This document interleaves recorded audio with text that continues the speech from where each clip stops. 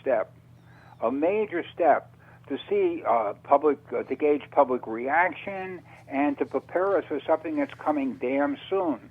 Now, all of this coincides, I should say, with what's going on with the Vatican and their build-up for contact with perhaps what's been called by some theologians contact with an alien savior, or whoever, depending on your belief system, whatever you want to call it. The second coming of Christ.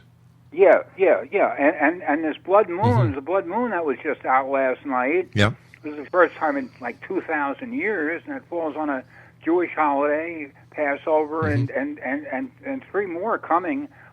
Two of them fall on Jewish holidays, and two of them on Christian holidays.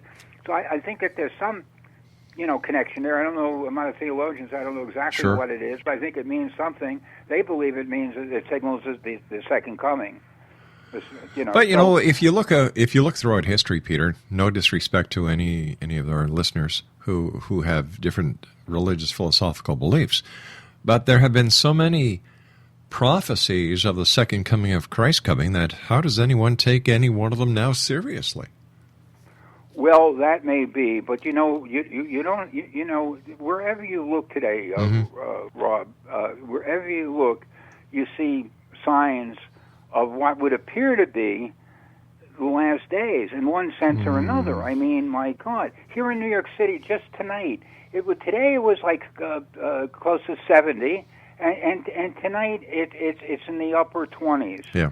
Now that's not just tonight. I mean, the weather's been seesawing like that all along. Yeah, I understand that, Michael, and I appreciate what you're saying, but we did a survey throughout the last last weather records for over the past 100 years, and this is nothing abnormal. Well, I don't know that that's quite so, because the earthquake activity. Earthquake activity. I agree with you 100%. Is on the increase, and I believe it's because of all the fracturing that we're doing to the earth, as well as taking out oil, which is the Earth's hydraulic fluid. Yeah. Well, yeah, for sure. I mean, what mankind has done definitely has a lot to do with it. There's a new book out that I would recommend. I didn't write it, but I would definitely recommend it. I don't know the name of the author, but it's easily found. It's a major book called The Sixth Extinction, and they're talking about just that the overfishing and the fracking and just everything that we're doing to pollute the atmosphere. The nuclear power plant, the Fukushima. Oh, big time, yeah. So, and I wanted to get back though to the Vatican. Sure, please. Okay, there's a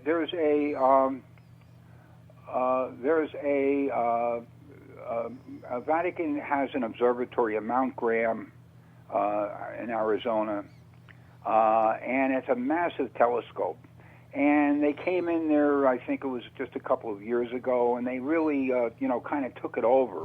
They didn't own it originally, but they kind of took it over. I guess they bought it or bought into it or whatever, used their powers of persuasion, but they got in there, and they now operate it. Jesuits, priests do. And it's a very powerful telescope. Now, there was just a conference of 200 astronomers and scientists giving papers there at Mount Graham Observatory, papers on contact with extraterrestrial life and the nature of extraterrestrial life and the religious implications of extraterrestrial life and all of those things. So there is a definite build-up here, and this is all happening, at this, approximately the same time. But is it possible that the Catholic Church is getting involved in the extraterrestrial hypothesis, because so many of the younger generation now believe in extraterrestrials, believe that we are not alone, that they're trying to revamp and rebuild their congregation worldwide by marketing towards the younger people, getting the new blood into the church? Yeah, Rob, it's an interesting point, but over and above that, though, there are the Vatican definitely knows about Planet X. The reason I say that is that The third secret of Fatima. I'm sure you've had guests on through the years. Oh, sure have, yeah. That. Okay. Well, the third secret of Fatima definitely pertains to a large object that was called a bolide by late Father Malachi Martin, who was a Vatican insider and definitely had access to the third secret, one of the few people who did.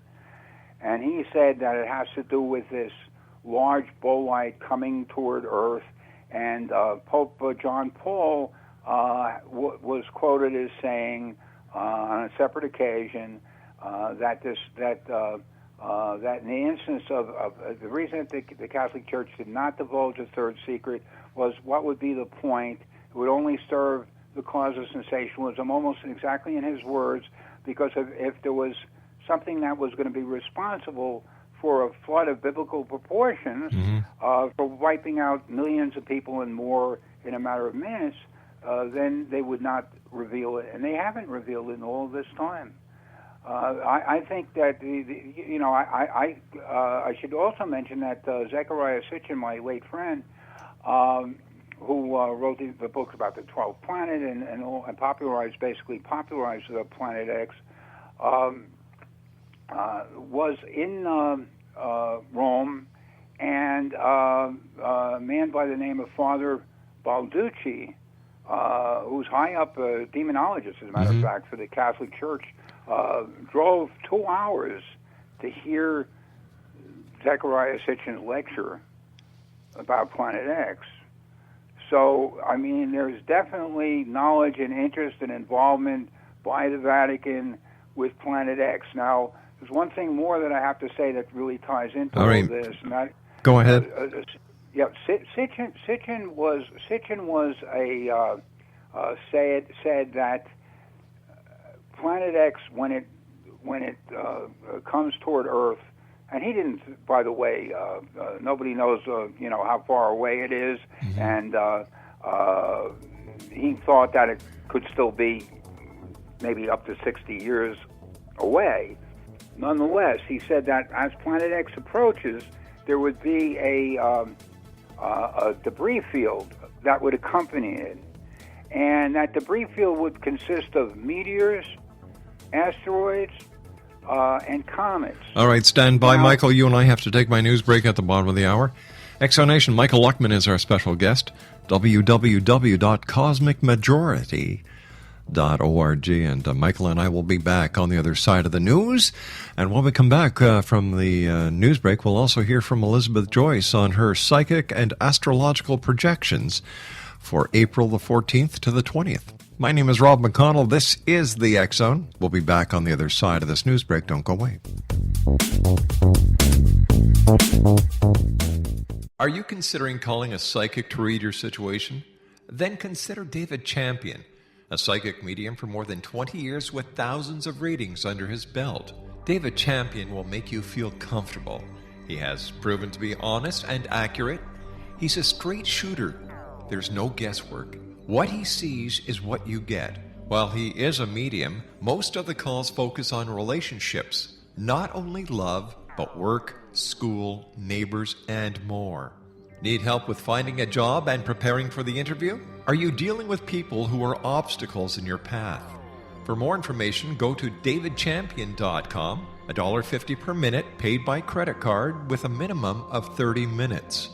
For your reading with David Champion, call 1-877-702-8598. That's 1-877-702-8598.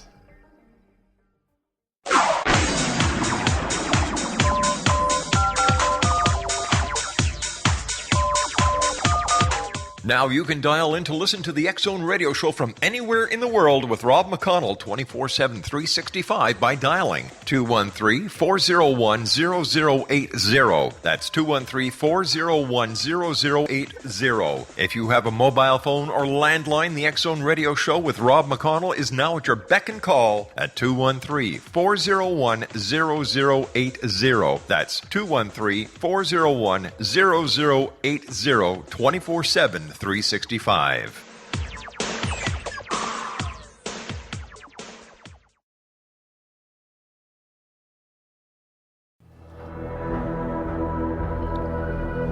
Hi, this is Elizabeth Joyce with the X-Zone. This is the week we begin on April 14th. Although we may feel more relaxed as our emotions gain clarity, this is no time to get lazy since we're experiencing transformation on a global scale. Dynamic aspects to revolutionary Uranus and powerful Pluto continue to drive powerful, profound changes that impact all of our lives. This week brings Pluto retrograde, the full moon in Libra with an eclipse, Mercury and Uranus meet up, and the Sun moves into Taurus on the 18th. And then comes Easter with the Jupiter-Pluto face-off. Get ready to rock and roll because this could be a week that music never stops.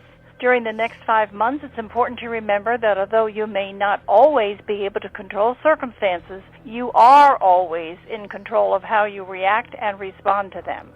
Mental sparks fly by on Monday, flooding the mind with exciting new information, encouraging some out-of-the-box type thinking. The 15th is tax day in the U.S., beginning of Passover, and a full moon lunar eclipse in Libra, the first one in over 4 years. This eclipse is visible in its entirety over all of North America. Visible for 5 hours, the eclipse could trigger a surge of protests, outbursts, and explosions over the next 5 weeks. So try to keep a low profile, stay calm, and have patience. The Sun moves into Taurus on Friday, and a very powerful and creative time when it can easily make steady progress for you if you stay focused. Slow-moving Taurus appreciates the status quo, and not any time when abrupt changes are appreciated. They will come, though, over the next week with the Grand Cross on the 28th. So remember that Easter is about death and resurrection. Life comes out of death, and light follows darkness.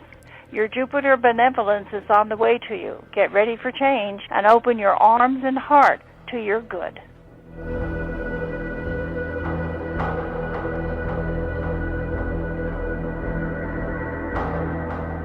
For more information about Elizabeth Joyce or to make a one-on-one private consultation, visit her website at www.new-visions.com, and she does consultations worldwide on Skype.